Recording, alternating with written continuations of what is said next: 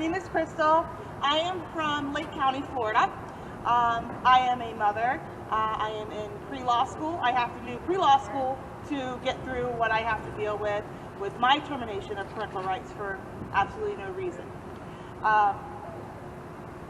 We have the Florida DCF Accountability Act 1326, right? Governor Ron DeSantis put through, violated. We have the Florida Parental Bill of Rights, 241, violated. Florida Statute 39.402, removal of the children. We have a whole statute that they have to follow to remove our children, violated. All of the, we have a, let's see here, Florida Court Rule 8.305 describes the Florida statute that they have to follow this, violated. They do whatever they want to, say whatever they want to. Zero, absolutely zero evidence is given to the court, to the judge. Zero evidence. I do not carry my 5-inch binder, but I have a 5-inch binder in my vehicle with physical evidence to contradict everything that they said about me. If you know your cell phones have GPS on them. So when they tell you that you beat your child and you're in a whole other county, like, I can't teleport. Parents, we can't teleport. We're not like that now, right? So these are the kind of things. Riding a bike in the street, they'll take your child. If your child, okay, we're in Florida. Floridians, we know persimmons, right?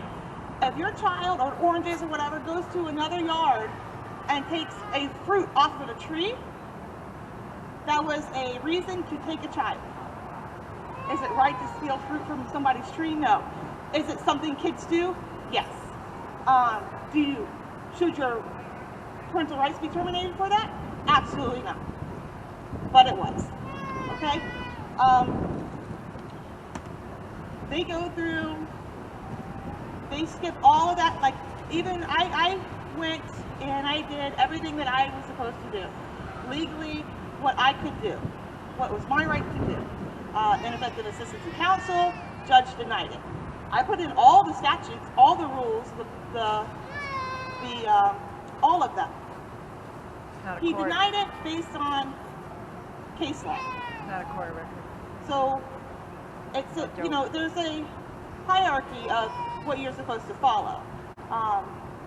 Violating my constitutional right and the Florida statutes for a case law, he couldn't do it, but he did it, right? So.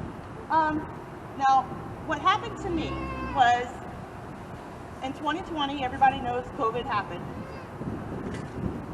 I was a director of food service for a healthcare center.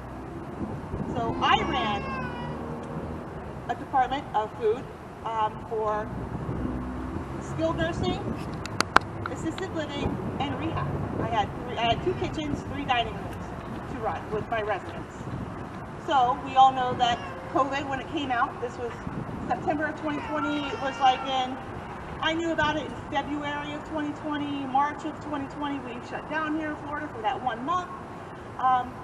Healthcare had a different set of rules compared to the public.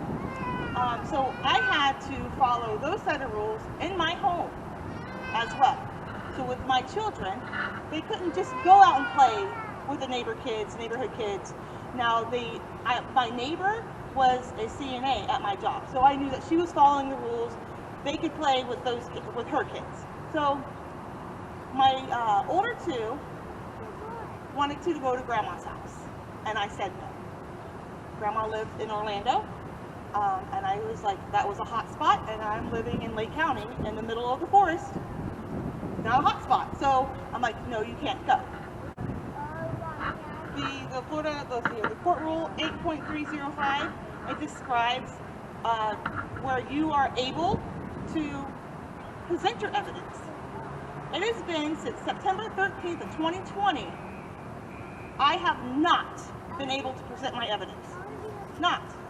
Non-evidentiary. They're not. Hearing. Absolutely, they're not going to let me. They're not. The physical evidence that I have from not speaking to them on the phone, I told them, I'm not speaking to you on the phone. You can email me or you can text me. Why? because I can print that off and put that in my folder. You know what they refused to do after that? Speak to me. They violated their own policy and procedures. Just by the parental monthly update that they're supposed to do, I had one. And what they did, they tried to tell me that it was just a meeting and that I needed to sign. Well, as a director, I conduct a lot of meetings. And none of my sign-in sheets have front and back questionnaires. No.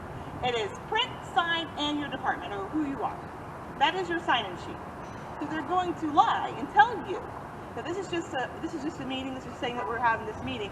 And what it is, there's questions that they answer, they flip it over, they don't answer the last like 5, 6 questions, and they want you to sign it.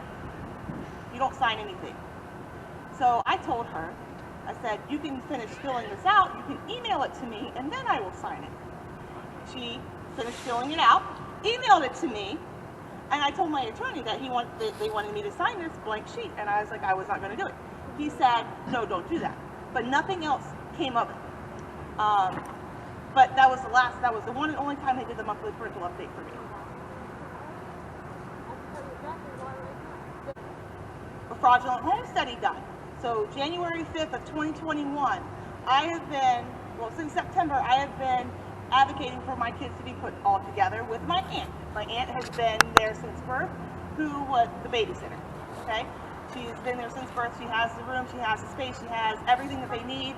She is like, if I had to co-parent, that would be my co-parent. They refused it. They did not want that to happen. So they crossed county lines. They went from Lake County to Marion County. The case manager, the guardian ad litem, both went over there. They tried to cancel the Marion County caseworker to do that, but she came in like an hour later. And that's the only way they got caught, was because Marion County came and did the home study. So they did the fraudulent home study, because they're not allowed to cross county lines. Each county, they have to have someone from that department there. So they didn't know that I knew, and as the case manager's supervisor was emailing me saying they were going to have a permanency placement staffing on the 19th of January, I was emailing her, telling her what I had, that they both went across county lines. The guardian ad litem presented herself as a case manager and did the home study with my aunt. They tried to cancel the Marion County one, but she did not. She came out an hour later and did the correct one. All that happened was they got fired. All 3 of them got fired. They didn't tell me that they got a month later. I found out that they got fired. Okay, so none of that was presented into court. None of that was given to the judge and saying they are acting fraudulently to maintain this case. So all of this was in my ineffective assistance of counsel motion as well, which was denied. Now I'm in appellate with my appellate attorney here in Largo. He's from Largo. And we're dealing with that. The guardian ad litem reiterated what the original petition to take my kids were, which we already have here. There's all the evidence to deny it. It's gonna go now. The laws in place, my attorney, I had a private attorney and a public defender. Both of them said they can do whatever they want to. Yep, that's right. They do not have to follow their policy and procedures. That's right. Or the law. I have written the governor. Or the law. They don't care. The governor has forwarded to Patricia Medlock, the Assistant Secretary of Child Welfare in Tallahassee. I have spoken to her. I have CC'd her in all my emails to the department. I have spoken to Vanessa Snoddy's office. She's the manager for policy and procedure in Tallahassee. That's how I got the